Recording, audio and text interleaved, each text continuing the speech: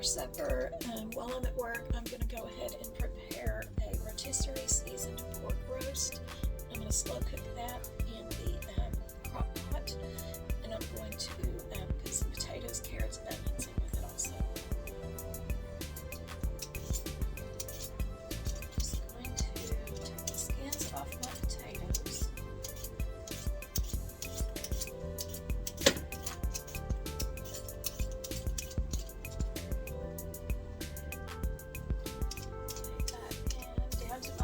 One, I'm going to rinse these potatoes off real quick, and then I'm going to cut them in large pieces. Okay, my potatoes are rinsed, so now I'm just going to cut them into large chunks. And I'm just going to put these in with the roast in the crock pot. Now, if you guys like my videos, I'm going to be posting videos every day. Like and subscribe. There's a little subscribe button in the bottom corner of your screen. If you wouldn't mind liking and subscribing and sharing this out, I just want to give people just a little bit of a relaxing thing to watch. No stress, a little bit of Jesus, a whole lot of love. Alright, those are chopped up. I'm going to get my carrots ready, and then we're going to go to the crock pot. Okay, this is a slow roasted rotisserie seasoned pork roast that I'm going to open up and put in my crock pot.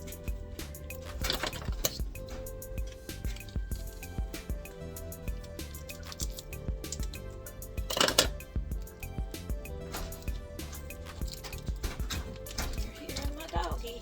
He just can't sit still, and anytime I get up to do anything, he's just got to know what I'm doing and whine the whole time. So I just ignore his little "Mom, I'm here, please notice me." If I'm not paying sole attention to him, it really upsets him.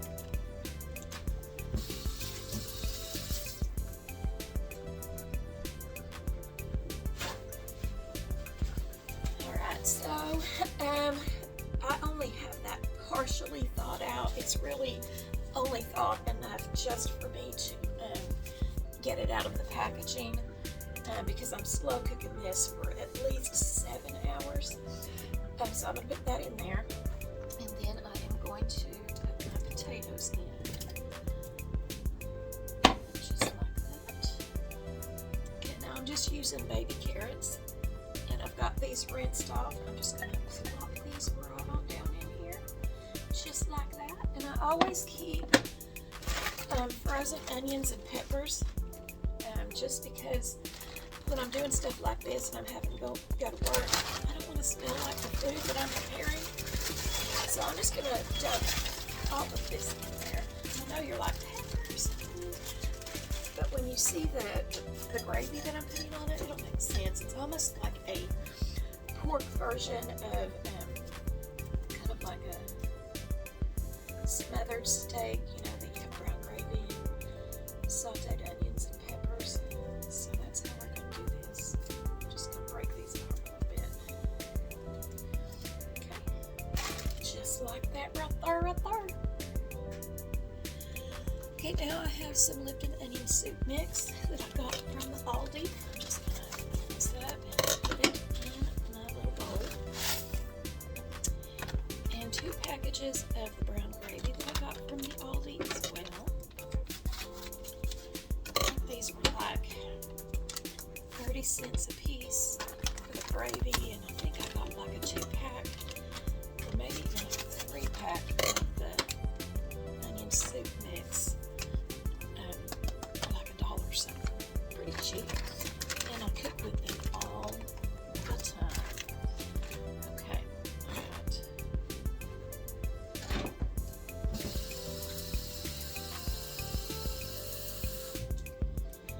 I'm just kind of eyeballing this. I'm going to use a little Piggly Wiggly cup, about 1.5 cups of warm water. I'm going to put in the bowl.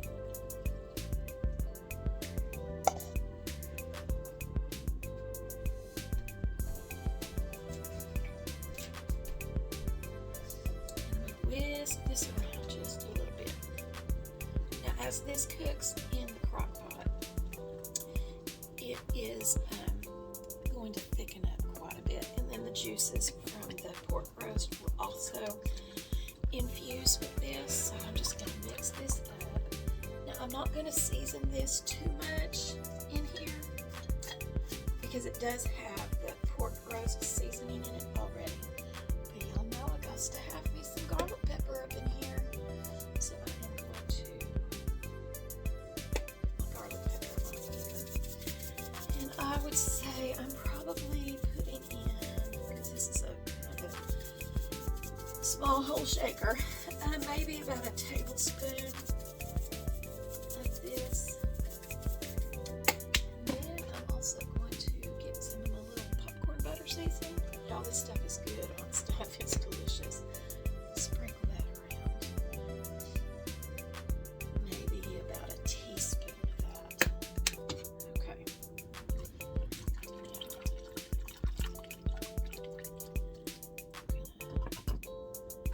Just pour this right on top. We're just going to let that cook. That's how we're going to do it. Alright, and I'm going to slow cook this actually on high. And well, you know what? No, I'm going to do low. I'm going to do low. And then I'll call my husband and have him kick it up to high about an hour before I come home. That's what I'm going to do. And that's what it looks like. And we'll put this in the crock pot. Also, while I'm at work, I am going to be dehydrating some eggs. And these should be done, I'm going to dehydrate them on 145. And these should be done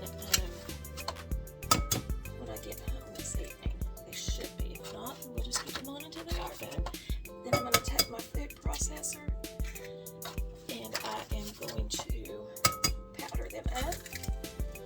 And then I'm going to put them in a ball jar with an oxygen absorber.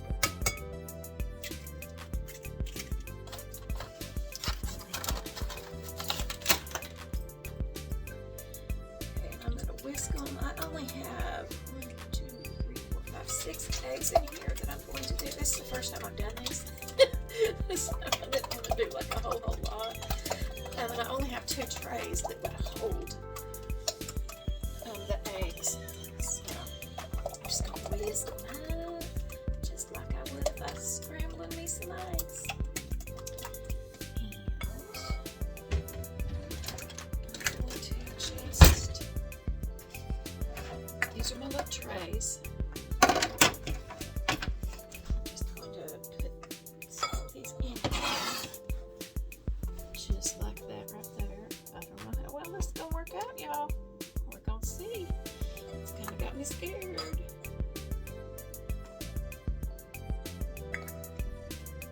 going to see if I can actually be good at this homesteading stuff. But this helps with like disaster preparedness, but it also helps you utilize eggs that you know are fixing to expire. And you don't want to waste them. I know when I get chickens, and I am, don't tell my husband, but it's going to happen.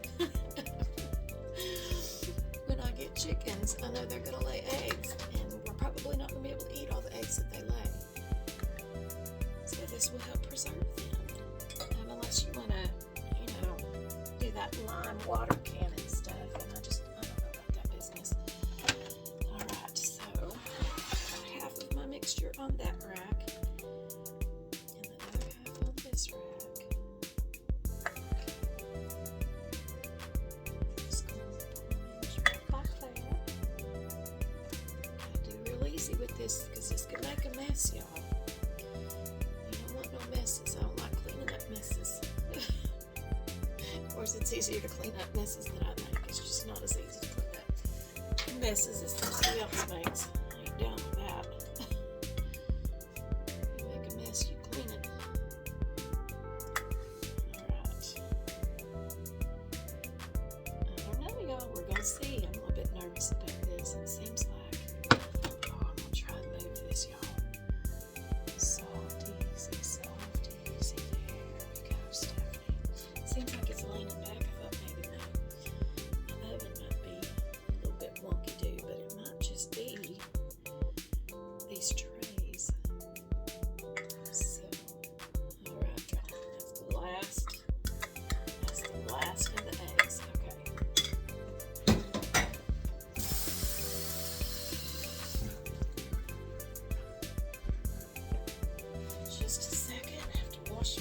things. All right. Okay. Now, I'm going to put the lid on this bad boy. I just have a little Nesco dehydrator. Let me do it like that. I don't know if y'all can see it. Anyway, I'm going to put my lid on it. Just like that, right there, right there. Okay, now we're going to set it on. Let me take this off real quick. Okay, we're going to set it on 145. It was already waiting for me. It was already there waiting on me. Okay, so set it on 145 and I'm going to plug it in.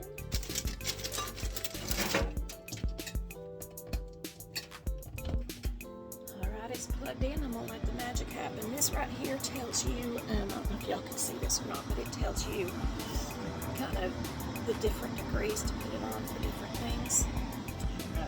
And we have a problem. Some of them leaked out. I'm going to open this up and see. Well, maybe it stopped.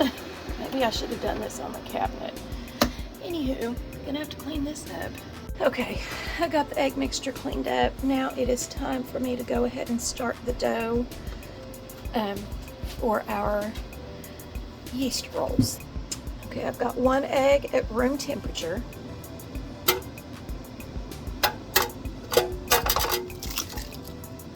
sure I didn't get any little things in there. Nope, no shells. It's hard to do this one-handed, y'all. Okay, so I've got my egg at room temperature. Now I have my 2 tablespoons of Earl. I should use some vegetable Earl. He's good in this.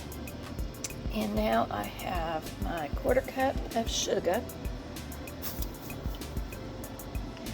And then I have my 2 teaspoons, maybe. Where'd my salt go? Ah, there you are. 2 teaspoons of kosher salt. That's what I use in all my bread. Okay, now I've got 2 1/4 cups of bread flour. And I go real easy when I put this in there because if you just dump it, it'll poof up in your face. So just go real easy for all you bread machine people. Go easy. Okay. And then I need a teaspoon and a half. Let me get my little well going. A teaspoon and a half of yeast. So that is 1 teaspoon. Let me get a half. Guy.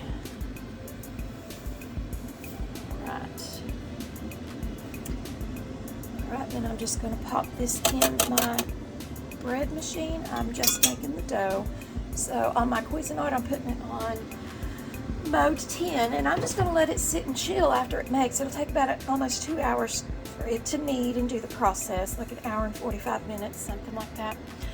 So I am going to just let that sit until I get home and can shape them and put them in.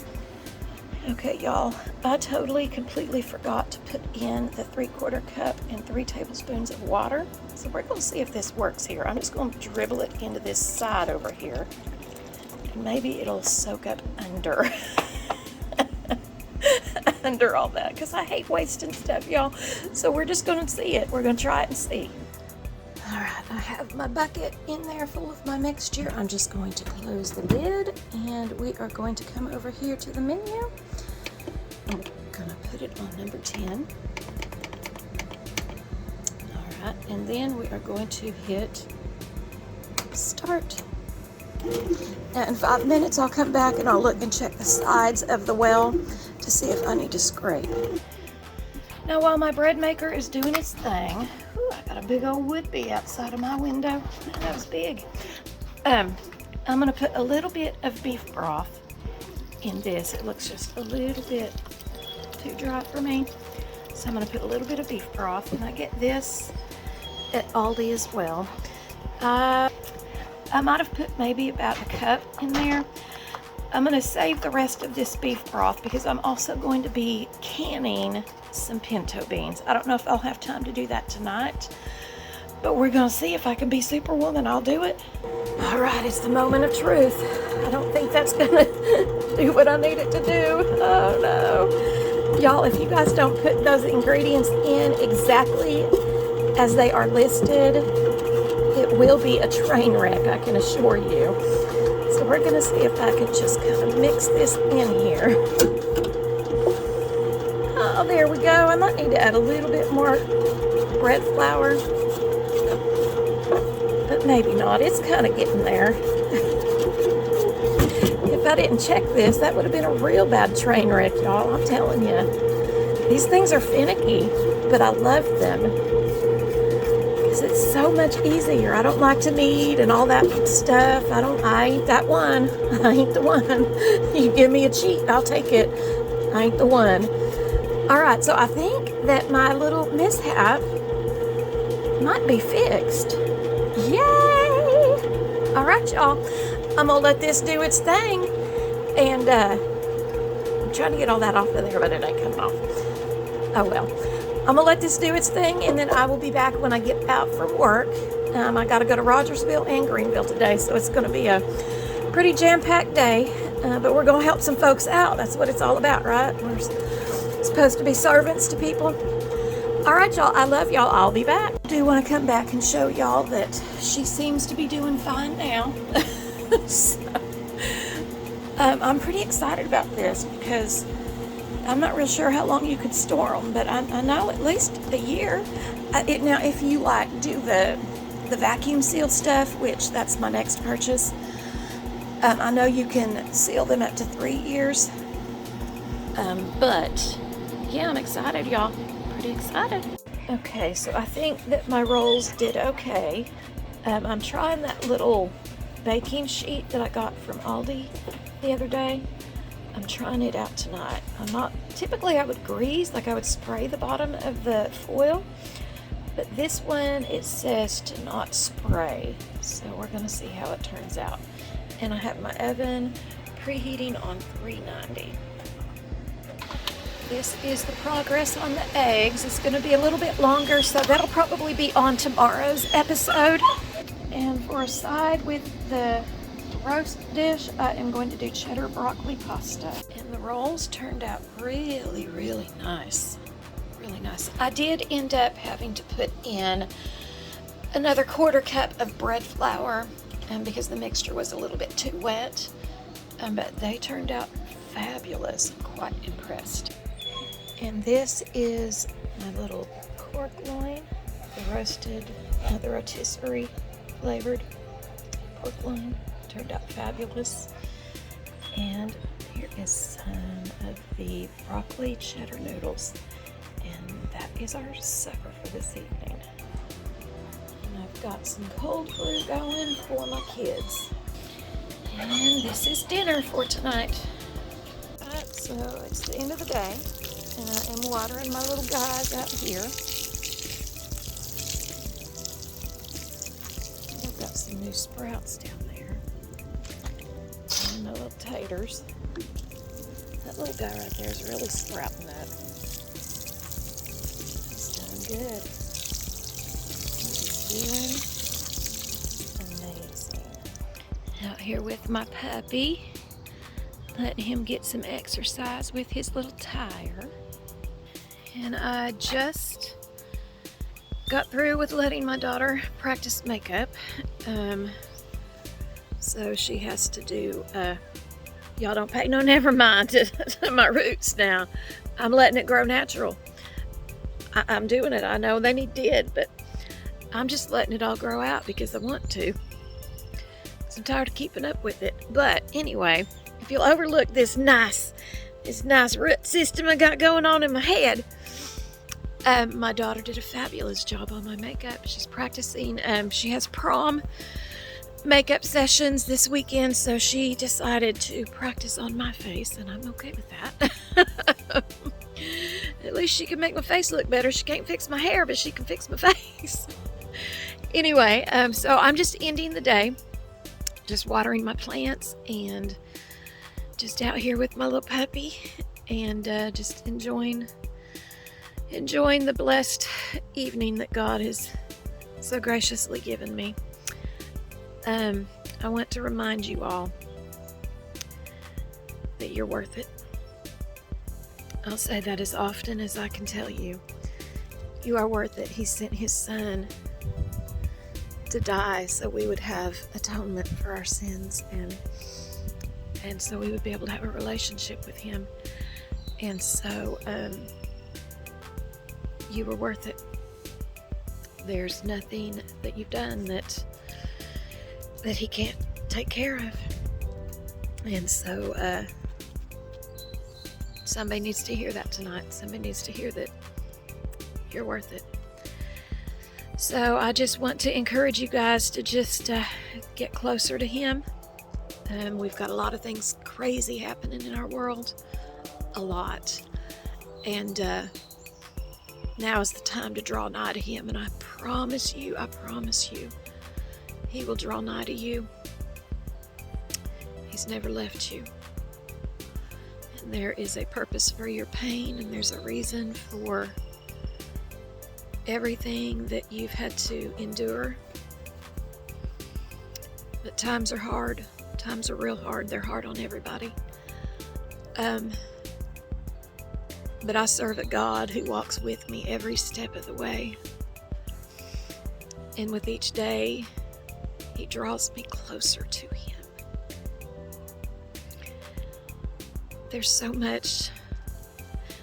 many mysteries about him that he reveals. That's the difference between a mystery and a secret. God has many mysteries, but mysteries are meant to be found, right? Secrets are meant to be withheld. So I don't like to say God has secrets, but he has mysteries for those that seek him, and for those that seek a deeper relationship with him. So just know that he's with you. He never left you, and you were worth it. You were worth it. So I'm gonna get off here for the day, and I'm gonna get in there and get them dishes done up, and get ready to do it all again tomorrow. Trying to figure out what I'm gonna do for breakfast in the morning. But I love you guys, and I hope that you guys, I'm gonna pray that you guys have an encounter with him, a true, beautiful, blessed encounter. And I hope you guys get the best rest you've ever had. I will see you guys back tomorrow.